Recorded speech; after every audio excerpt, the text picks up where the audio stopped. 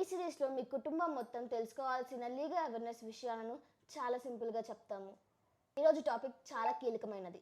Bank recovery agents ఇంటికి వస్తే ఏం చేయాలి, మీ హక్కులు ఏంటి అనే విషయాల గురించి మీరు తెలుసుకోవాలి అనుకుంటే ఈ వీడియోని చివరి వరకు చూడండి. ఈ వీడియో మీ జీవితానికి ఉపయోగపడుతుంది. మనతో ఉన్నారు వీరేశ్విత. ఈ టాపిక్ గురించి వారి మాటల్లోనే తెలుసుకుందాం. వీరేశ్విత గారు, రికవరీ ఏజెంట్ అంటే ఎవరు? బ్యాంక్ లేదా ఏదైనా ఫైనాన్స్ కంపెనీలో లోన్ తీసుకున్నప్పుడు నెల నెల ఈఎంఐ కట్టాలి. అలా ఈఎంఐ కట్టకపోతే ఆ ఈఎంఐస్ డబ్బులు వసూలు చేయడానికి వచ్చే వ్యక్తులనే బ్యాంక్ రికవరీ ఏజెంట్స్ అంటారు. వీళ్ళు పోలీసులు కాదు, వీళ్ళకి అరెస్ట్ చేసే హక్కు లేదు. అలాగే బలవంతంగా ఇంట్లోకి వచ్చే రైట్ కూడా వీళ్ళకు ఉండదు. వీరేశ్విత గారు, రికవరీ ఏజెంట్ మన ఇంటికి రావచ్చా? అవును, ఈఎంఐస్ కలెక్ట్ చేయడానికి వాళ్ళు ఇంటికి రావచ్చు. కానీ రావడానికి కూడా కొన్ని షరతులు ఉన్నాయి.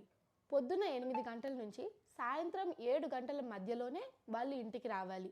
అలాగే బెదిరించకూడదు, అరవకూడదు, మర్యాదగా మాట్లాడాలి. పక్కింటి వాళ్ళ ముందు పరువు తీయకూడదు, అవమానించకూడదు. ఇవన్నీ ఉల్లంఘిస్తే చట్టరీత్యా నేరం. యశ్విత గారు, రికవరీ ఏజెంట్ బలవంతంగా డబ్బులు అడిగితే ఏం చేయాలి? అది చాలా తప్పు.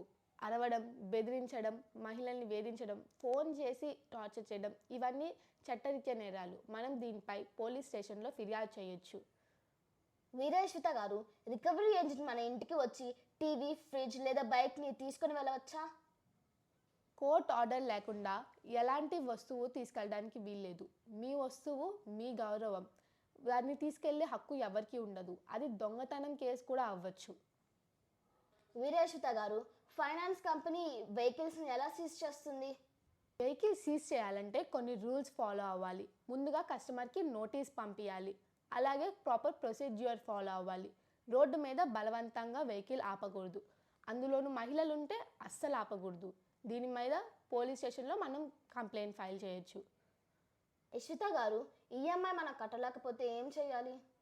భయపడాల్సిన అవసరం లేదు. బ్యాంకు వాళ్ళతో మాట్లాడి రీస్ట్రక్చరింగ్ ఆప్షన్ పొందవచ్చు, సమయం పెంచుకోవచ్చు. లిఖితపూర్వకంగా అప్లికేషన్ ఇవ్వాలి. దాచుకోవడం వల్ల సమస్య చాలా పెద్దదవుతుంది.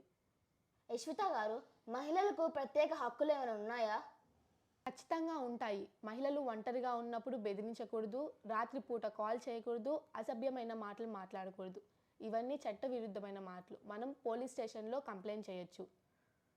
యశ్విత గారు, పబ్లిక్కి మీరు ఇచ్చే చివరి మెసేజ్ ఏంటి? లోన్ తీసుకోవడం తప్పు కాదు, మన హక్కులు తెలియక భయపడడం తప్పు. రికవరీ ఏజెంట్స్ మన జీవితాన్ని నాశనం చేయలేరు. చట్టం మన వెంటే ఉంటుంది. తెలుసుకోండి, భయపడకండి. ఫ్రెండ్స్, ఈ వీడియో కనుక మీకు ఉపయోగపడినట్లయితే లైక్ చేయండి, షేర్ చేయండి. లీగల్ లిటరసీ ఇండియాని రేపు ఇంకొక ఇంట్రెస్టింగ్ టాపిక్తో మళ్ళీ కలుద్దాం.